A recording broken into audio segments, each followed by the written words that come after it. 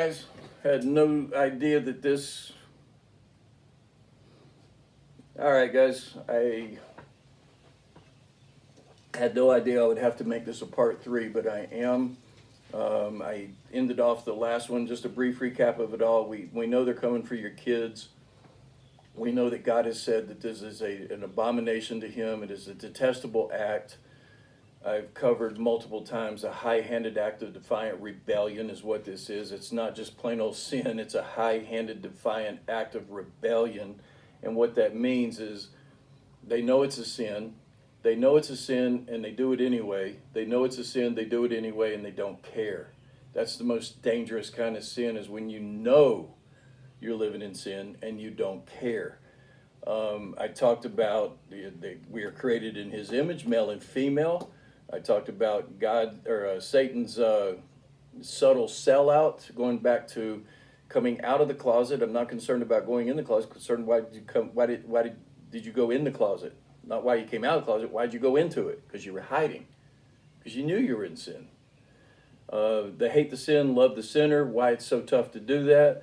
Mainly because the way their sin is being thrown in my face, and the way their sin is being celebrated. I can't do that. It's personal to me. I can't do that. But also, name another sin in your lifetime that came after your time, your money, your community, your churches, your kids. They want it all, guys. They make up less than 4% of the population, and they want it all. All right? I summarized part 2 last episode with it's a violation of God's created order. It denounces and completely eliminates procreation. It blasphemes the illustration of Christ and His church. It denies the need for sanctification, pureness, cleansing, because it takes what God calls sin and they call it right living, righteousness. What God calls sin, they take it.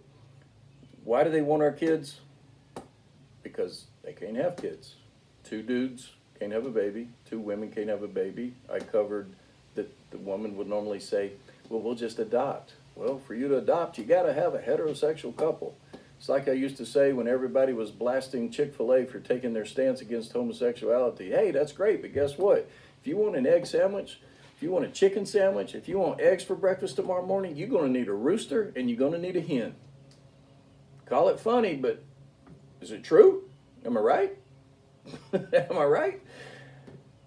So here we go into the last part where I apologize for the crudeness part of the delivery of this, and especially in light of so much biblical context.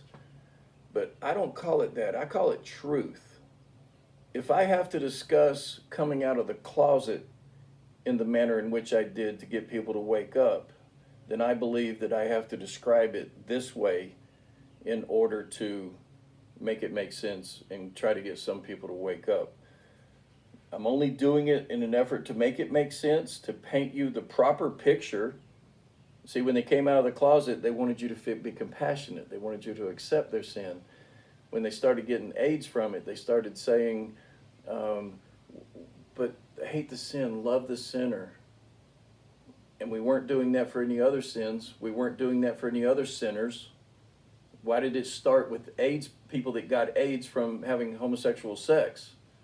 Why weren't we doing it for the alcoholics and the drug addicted and the adulterers and everybody else in the church?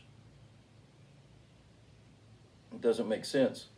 I want to do it to make you see the subtle sellout that in the beginning, when you started being around gays and homosexuals that were out there and made it public, you were trained to say, look, I don't agree with their lifestyle. I don't agree with what they're doing, but they're in love.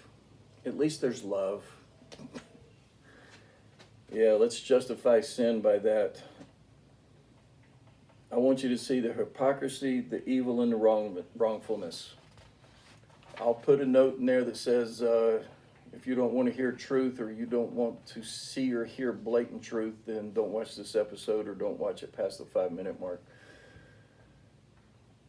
A woman is attracted to a woman, and they either have to go to a store and buy things that simulate a man, or one of them's already got it at their house. Two women get together, they call it intimacy, but it's really not, it's imitation. Because what you're calling intimacy, in order to have your so-called intimacy, you have to go get a replica of a male organ in order to somewhat try to achieve that. Now, I've had the rebuttal before saying this, oh, I just don't want the man behind it that goes with it. Okay. In the lesbian community, doesn't one of you take on the role of a female, and doesn't one of you take on the role of what I think y'all refer to as the bull? What is a bull? It's a male bovine. The bull, typically in a lesbian relationship, begins to wear their hair like a male, dress like a male, act like a male, walk like a male. So you didn't want the male behind it, but you want one of you to act like a male. Doesn't make sense. It's not intimacy. It's imitation. You bought a replica. You bought an imitation of a man, and you're using it to justify your sin. Men, it's the same way. It is the same way. I'm sorry, but two men, they meet, they're attracted to each other, they flirt, they get sexually aroused. If you're not hearing my words, pay attention to my hands. They get sexually aroused. One of them turns around and bends over, and the other one enters him. Now, on a guy, there's only one place he can do that back there. If you're calling it intimacy, it's imitation. You're using another whole as a substitute for what God has already created for you that is perfect. And I mean that. It's perfect. I don't know. I have a choice between the perfect that God created for me or that whole. No, I don't see it happening. That's not the way it works. You call it intimacy, but when you get done, you need a roll of toilet paper. Tell me that's intimacy. Nowhere in any love novel or book or story or the love movie has I've ever seen a love scene that ends with, hey, can you pass the toilet paper? It's not intimacy, it's imitation. Everything about the LGBTQ movement, the homosexuality lifestyle, pride, transgender, think about it, transgender, it's an imitation. It's a male imitating a woman. It's a woman imitating a male. Imitation, it's not intimacy. This isn't about intimacy, it's about attention. I told you earlier, it's not about love.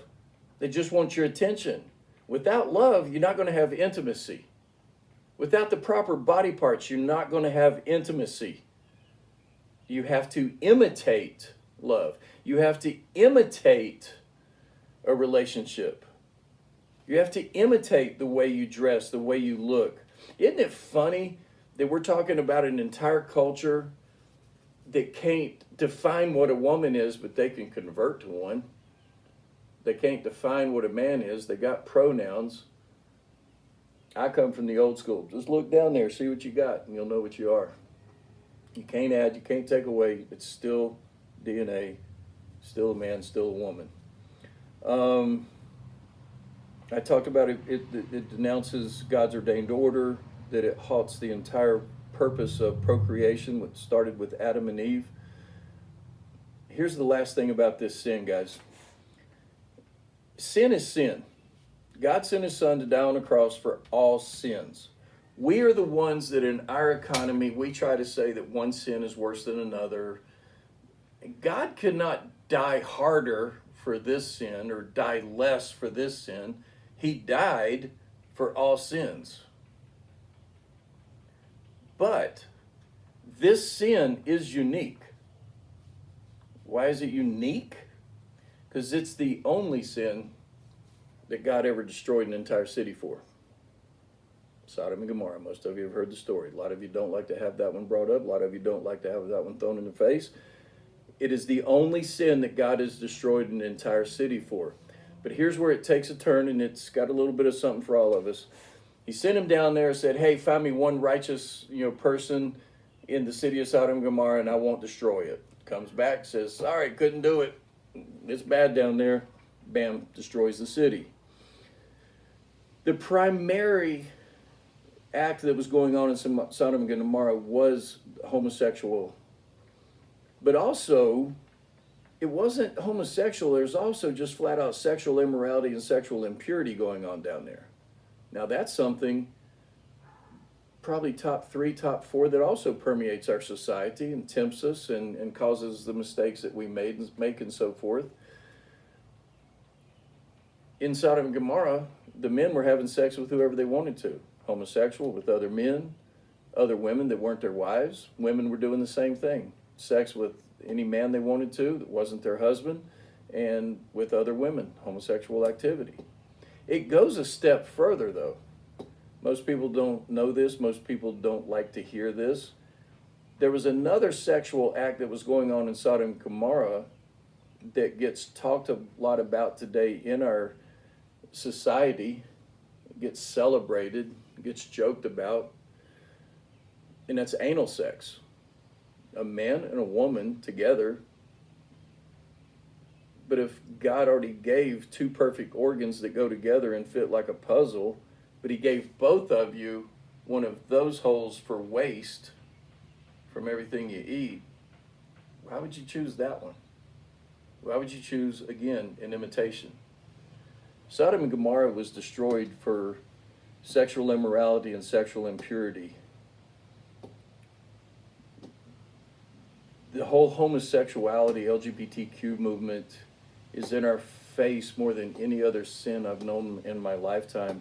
And it isn't just in my face like being made aware of it. It is affecting me. It's coming after our kids. It's coming eventually after my grandson, who is, just 6 months old. It is coming after my time. It's coming after my money. It's coming after my attention. They want me to endorse it. They want me to promote it. They want me to watch it on TV. How about this one? Speaking of TV. How many commercials a night do you see between all your TV shows for AIDS medications? It's disgusting. I don't like watching them. I hate it being thrown in my face. I want you to think about something though. We all know somebody who's had cancer or lost somebody to cancer. Have you ever heard of a cancer patient saying, hey, can you give me a medication so that I'll feel better, but I can still keep my cancer? No, that wouldn't make a bit of sense. Have you ever seen diabetics, heart patients, anybody with any kind of an ailment or infliction or disease affliction that they've said, just give me the medication so I can live with it, so I can still be like this?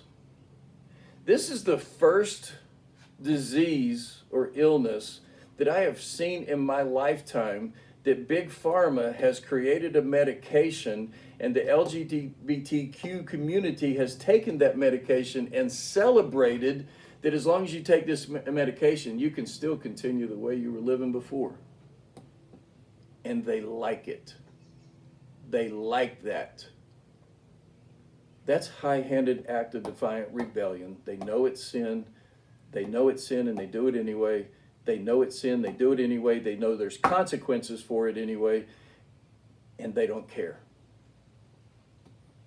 I hope some of this has made sense to you guys. I hope some of the parts of this 3rd installment make sense and didn't offend you too bad. Some of you I know are sitting back there still laughing because I said all that, but it's the truth. It's the truth. It's the reality of what happens. You were fooled into thinking, oh, they're in love. No, they're not. He stuck something in that guy's butt. He needs toilet paper when he gets done.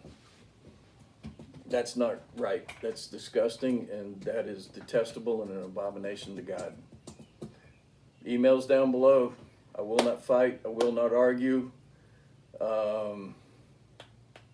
Nobody's ever been argued into heaven or argued out of their sin. We're not going to start that today. I definitely won't. I am more than happy to dialogue with you. Happy to answer any more questions if I created questions more than I answered. But hold on to your hat. We got many more topics coming up, but I hope this can shed some light. Guys, we got to stand up. We got to get up. We got to speak up.